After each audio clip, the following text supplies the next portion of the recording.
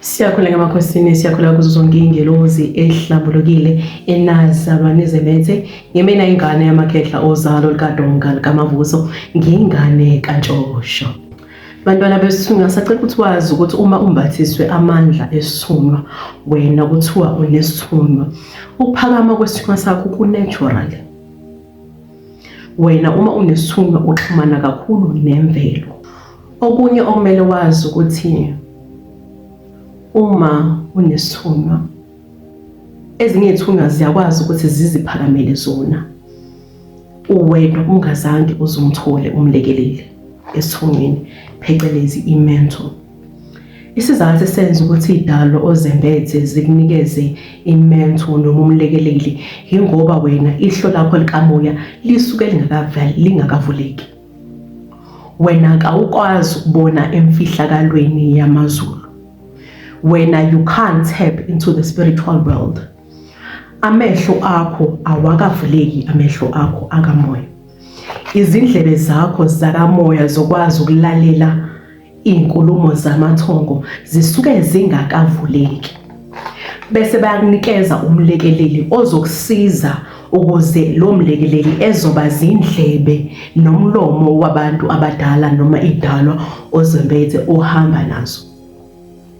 Umlekeleli noma imento usuke ezokukhanyisela ngokuthile. Okumele ukwazi mntwana wesithunywa ukuthi ukuphakama kwesithunywa sakho ku-natural. I-process yokuphakama kwesithunywa yinde kakhulu. Abantwana bakamoya bavele babone sengathi uma usuhlambulule imoya yakho, umelaphi noma umthandazi noma umprofethi wakuthatha ukuhlambulula imoya emanzini, esizibeni noma empophomeni, sekufezekile, isithunywa sekuphakamisele, kanti lokho akusilona iqiniso. Ukuphakama kwesithunywa uthatha isikhathi. Kunesikompilo lokuphakama lokuthi isithunywa siphakanyiswa kanjani. Usikompilo ongeke uzulenze ilanga elilodwa noma amalanga amabili. Kuyiprocess yokukhula ukuthi wena ususe esigabeni la khona isithunywa sakho sesiphakeme, ihlo lakamoya selivulekile, sebekwazi abantu abadala ukuthi uma bekhuluma nawe ubezwe. Ukuhlambulula kwemoya, sihlambulula imoya ukuze ingelozi zethu esizembethe, esazalwa sizembethe, esihamba nazo zizokwazi ukuthi ziqhakaze, zihlobe, ziphakame ngokuthi thina siyilekelele. Siyilekelela kanjani na? Siyilekelela ngomkhuleko. Uma umntwana wesithunywa uhlezi usemkhulekweni. Uma umntwana wesithunywa ukhuleka ekuseni emini ntambama. Uma umntwana wesithunywa usuke usempini la khona idalwa nomsamo wakho uqobo uthembe wena ukuthi wena uzokwazi ukuqola izinto, wena uzokwazi ukuletha ukukhanya phakathi kwekhaya, wena uzokwazi ukulisana nezimo, wena uzokwazi ukulisana nabo bonke abaphehla amanzi amnyama ngaphakathi komndeni, wena ungokukhanya komsamo wakho uqobo. So uma unesithunywa uhlala usemkhulekweni ngaso sonke isikhathi, ulwa ulisana nazo zonke izimpi ekumele ubhekana nazo ukuze umndeni wakho uzoba nokukhanya, ukuze ngawe kuzoba khona ushintsho. Sacela ukuthi nginambulele imfihlo yesithunywa, imfihlo kamoya. Ukuthi isikhathi esiningi njengoba singabantwana bakamoya, singabantwana besithunywa, sithola sihlupheka, sithola siguduze bomnyameni la khona izinto zethu zivaleka. Uyazi ukuthi unesithunywa, uthola ukuthi usuvumile wabamkela okanye futhi wayihlambulula imoya, kodwa manje still kusasemnyama, ubumnyama bokuzungezile. Kawazi ukuthi manje kumele uthatheni uhlanganise nani, kawazi ukuthi uzophuma ubhekephi. Into eyenza ukuthi idalwa zakho zikudlulise kunzimeni ingoba okokuqala into ongazange uyihluphekele, into ongayazi ubumzima bayo ozoyithola kalula, awusoze wayihlonipha. Into eza kalula kawusoze wayihlonipha. Bakuhambisa kuzo zonke lezi zinto ubunzima obhekana nabo, lokho emehlweni nabo kusuke kufana ne-training.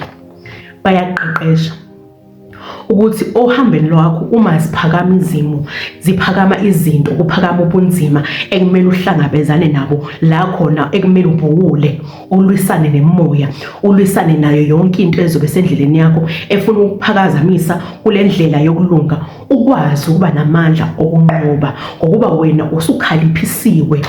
Abantu abadala abakwembethe sebekukhaliphisile nokuthi umsebenzi wabo uzawuhlonipha ngenxa yokuthi wazi ubunzima ondlule kubo ukuze uzofika kulesigaba lesi. Iqamakho selivumile, seliphakamile, ingelozi uhamba nazo sezikwembethe, sezizikhulumela, ihlo lakho likamoya selivulekile ukwazi ukubona emfihlakalweni. Uma sifika leso sigaba empilweni yakho uzosihlonipha, ngoba uma uhambo lwakho bezokunikeza into kalula ungazange uhloniphe, ungazange uhluphekele, angeke uzohloniphe. Bazothi abantu abadala noma izidalo zimbethe seyifuna ukuphakama zisebenze, sesifuna ukwembatha ngokuphelele, wena uqale phansi kube uqala phansi ugile emkhuba, usufuna ukuphila impilo yakho manje, usufuna ukuhamba amagigi, usufuna ukuhamba amaphathi, usufuna ukuziphatha. Sho ukuthi wena ngesikhathi sebefuna ukulondozana ukuphakama, wena ubaholele gwadule. Uma ungazange uhluphekele uhambo lwakho, uyazi ingulo yesithunywa, angeke uzohlonipha uhambo lwakho.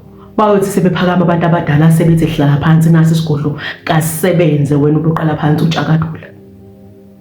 Bafuna ukwazi abantu abadala ukuthi uma kufika izikhathi zobunzima sekumele ubhukule ngenxa yokuthi lolu hambo lolu kalulu lula lunzima kakhulu. Uyokwazi ukuthatha izikhali zikamoya, uhloma uhlasele, ubheke empini, ubiza amabutho akwembethe ukuthi phakamani madoda, sesifikile isikhathi enani ngibekele kona, enani ngibizele kona, ngisasesihlwini esibelethweni sikamama, sekuyikho manje. Nazi izitha zivungama, nayi imicibisholo ezithi ibhekiswe ngakimi, ngilweleni bani hawu lami. Uyokwazi ukwenza lokho uma sifika isikhathi. Okunye okungakuvalela mntwana wesithunywa ukuthi wena ukwazi ukuzwa ingelozi ohamba nazo uma sikhuluma nawe, yengoba wena ulivila. Ulivila, kawusiphakameli izinto zakho zakamoya, kawusiphakameli isiphiwo sakho, kawukhuleki, kawuhambi ihlane, kawubambi ibhande likamoya, kawukhuphuke entabeni uyokhuleka ulisane nezimo, kawahamba amanzi ukuyihlambulula, ngokuba isithunywa kasihlale endaweni engcolile. Isithunywa sifuna ukuthi uhlale uzihlambulule ngenxa yokuthi sona kasihlali endaweni engahlanzekile. Bazophakama kanjani-ke wena ungayenzi imiyalelo abakunikeza yona? Bazophakama kanjani wena esakho isithunywa ungasilekeleli ngalezi khali zikamoya abakunikeza zona ukuba uyiphakamise, uhambe uyehlani uyolwisana yonke imoya, uyobancanca ukuthi bogogo nomkhulu ngiyacela ukuthi niphakameni ningivule ihlo likamoya. Fikani kimi ngeyibonakaliso, fikani kimi ngamaphupho, fikani kimi uqobo, ngembatheni, nikhulume phezulu kwesimo sempilo yami. Ngomlomo wami ngiyavuma ukuba ngiyanamukela, ngiyacela ukuba kube yini eningiholayo, ngingahambi ngedwa kodwa ngangihambe nani, kube yini eningitshengisa indlela, kube yini eningitshengisa usikompilo lwenu. Namhlanje ngiyakhuleka, ngiyaphaphatha, ngiyacela ukuba ningembathe. Isithunywa siyalekelelwa ukuze sizophakama phezu kwesimo sempilo yakho. Bantwana besithunywa, bantwana bamoya, bantwana bambenqange, ngiyacela ukuba uma ukuthi izimo ziyaphakama phezu kwesimo sempilo yakho, uyabona ukuthi mana ngazi ukuthi ngiyemumva noma ngiyaphambili, kunzima, umsebenzi kanguwutholi, ngihlala ngokuhlupheka, imali ngiyayiphatha ngezandla zami kodwa iphelele emoyeni, ihlale emkhulekweni. Khuleka, phahla. Noma usubona ukuthi amazwi ngenxa yomzimo obhekene nabo ayaphela emlonyeni wakho, umthandazo nawo kumvilenqange ngiyinyembezi kuphela ngenxa yomzima bohambo lukamoya, hlala emkhulekweni. uNkulunkulu ukwazi nomvilenqange, umdali wezinto zonke, umenzi, umoya oyingcwele ukwazi ukuhlolisisa inhliziyo yakho, wazi konke ngawe, zendlale kuwe ukuthi Nkosi ngikhanyisele. Lobo mnyama lobo kabunasabelo phezu kwempilo yami, khuluma ukuphila phezu kwempilo yakho ngezikhathi zonke. Lolu hambo kalula lunzima kakhulu, kodwa ludinga abantu abameleleyo. Qina Danethonga, kuzokhanya. Uma kuthiwa kuba mnyama kakhulu uma sekuzokhanya. Uma selikumbethe ithonga, abantu abadala ney'ngilozi ohamba nazo sebekumbethe, kuzokhanya, kube sengathi kakuzange kuze kube mnyama. Uma ingilozi yakho yokukhanya isiphakamile, ihlo lakho likamoya selivulekile, ingilozi yakho isiphila kuwe, wena usuhuye uyiyo uqobo, kuyaphileka esithungweni. Bakwazi ukuvulela isithunywa, sikwazi ukuvulela iminyango evalekile. Isithunywa sikwazi ukukhanyisela ngezithwa ezihlangana ngawe. Isithunywa sikwazi ukuqhelisela abantu abafana ney'mpisi empilweni zenu, abenza sengathi bayanithanda, bazonakha. Uma nibheka ngale imicibisholo abayifaka emva kwenu, biyakwazi ukuthi isithunywa sibaqhelise labo bantu. Ngifuna ukuthi ubekezele, wazi ukuthi kusazokhanya. Kuzokhanya, wena ungukukhanya, ukhethwe amazulu ukuthi uzophilisa abantwana bamoya ngaphansi komthunzi welanga. Iy'dalo zembethe kazange zenze iphutha ngokuthi zikhethe wena kade ulindiwe. Izizukulwane nezizukulwane ebezilinde wena, zilindele ukuthi wena uzobakhanyisela, wena uzolwisana nomkhokha, zinkulu kakhulu. Ungakho ukuthi uma sifika isikhathi la khona isiphiwo sakho siphakama, kumele siphakame usukwamukelile, wakwazi ukudlulisa zonke iy'ngqinamba ohlangabezane nazo empilweni yakho, wakwazi ukwamukela izimo zinjengoba zinjalo, wakwazi ukwamukela ukuthi lolu hambo lolu kalusuke elakho wedwa, uzolihamba wedwa, kalisilona elakho nomndeni wakho, kalisilona elakho nothandiweyo wakho, kalisilona elakho nelomnyeni wakho. Ngiyazi ukuthi uhambeni lethu likamoya siyafisa sengathi imindeni nabantu abasempilweni zethu bangaseseka. Wena ulindele ukuthi bakuseke, kodwa wena usazigabaza uqobo lwakho, uyayingabaza, akawuzithembi, kodwa ufuna ukuthi abantu abaseduze kwakho bakweseke. Bazokuseka kanjani nawe ungazazi noma uyemumva noma uyaphambili na? Bazokuseka kanjani? Yazi ukuthi lolu hambo lolu ngolwakho. Isikhathi esiningi ngiyambongela umuntu ozoba nomndeni ozomseka, uzoba nabazali abazokuseka uhambeni lakho, uzoba nothandiweyo okusekayo. Lokhu akuvamile, kuyindlanzana. Kumele wazi ukuthi isikhathi esiningi impilo yethu thina bantwana bakamoya, bathandazi, baprofethi, bantwana besithunywa, abantu abaningi kabayazi. Lolu siko mpilo lethu abantu abaningi kabalazi, kabaliqondisisi, kubo kusha nje. Balindele wena ukuthi ulamukele uhambo lakho, uliphakamele, babone ngalo ukuthi cha, usiko mpilo lesisuka yilo leli. Sho ukuthi ngempela uphila kanje, thina kumele simlekelele ngale ndlela. Angazi noma kuyazwakala abantwana bamoya.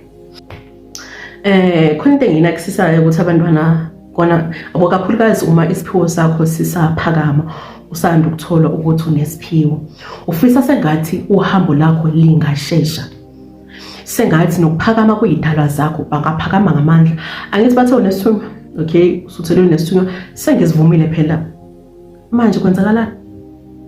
Kwase kwathuleka abantwana besithunywa sibabona bedideka ngohambo lwabo ngokuba bajahile.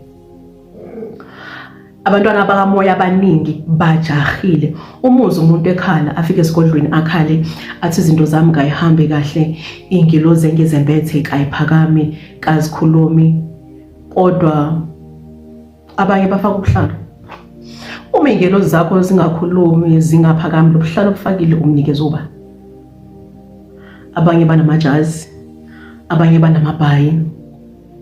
Uma ingilozi yakho uthi kayikhulumi, ibhayi olifakile ulinikezwe ubani na? Yebo. Ingilozi zethu thina uma uhambo lwethu seliphakamela ukuthi nginesithunywa, ufisa ngathi yonke into ingenzeka manje. Ngabe manje ngiyaphakama, ngiyabahlambulula, bayakhuluma phezulu kwesimo sempilo yami, ngingena esigodlweni, ngihlala phansi, ngiyasebenza. Kanti cha, kakunjalo. Uhambo likamoya line process ekumele uyilandelele. Nokuthi kwesinye isikhathi bayaphakama, bese ubona sengathi izinto zithule ngenxa yokuthi basuke besakuhlelela. Yonke into inesikhathi sayo ngaphansi komthunzi welanga. Basakuhlelela ithongo olembethe musu ufisa ukulihambela phambili wena ushiye ngemuva ngoba lona lisakuhlelela. Izidalo ohamba nazo noma izidalo ezembethe ziyazi ngawe, ziyazi ngosizi lakho, ziyazi ngamandla osasenawo. Uma ngabe bethu abantu abadala manje bayaphakama bathi bafuna isigodlo, unawo yini amandla obakhela isigodlo? Kuzo zonke izinto abayiphakamisayo, kwesinye isikhathi bayayiphakamisa ungayiphaka bayatshengisa ungaziphakamisi ngenxa yokuthi amandla okuyiphakamisa usuke ungakabi nawo. Bese uyakhala ufisa sengathi ngabe bayaphakama manje, wena ufisa ngabe manje usuyasebenza abantu. Ubasebenze kanjani? Bona bayalazi usizi lakho, basakuhlelela. Linda kuzokhanya. Mina ngiyalincamela ithongo loba abantu abadala noma ingelozi eziphakamelayo zikuhlelele zona ukuze uma kufika isikhathi la wena sekumele uphakamele umsebenzi, sekumele uhlale phansi usebenze abantwana bamvile inqango bakhanyisele uhambeni labo, awunawo amanye amacala asazovuka akusamele wena uwahlelele uwalungise lawo macala abashiye emhlabeni bengawalungizanga. Bonga uma idlozi lakho noma izidalwa zakho noma ingelozi ozembethe zisakuhlelela uhambeni lakho. Yonke into ngaphansi komthunzi welanga inesikhathi sayo, bazophakama ngesikhathi sabo. Linda.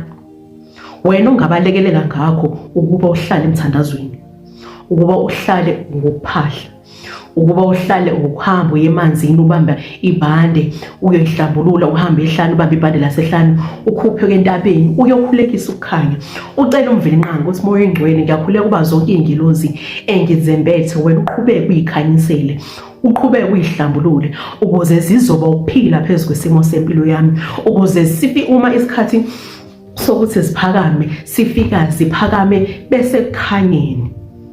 Ngiyayizwa le ndaba. Bantwana bemvule ngake bantwana besithunya, ngiyabaphatha ngishaya isandla phezu kwesinye. Yimina ingane yamakhehla ozalo likadonga likamavuso, ngengane yaNtshosho.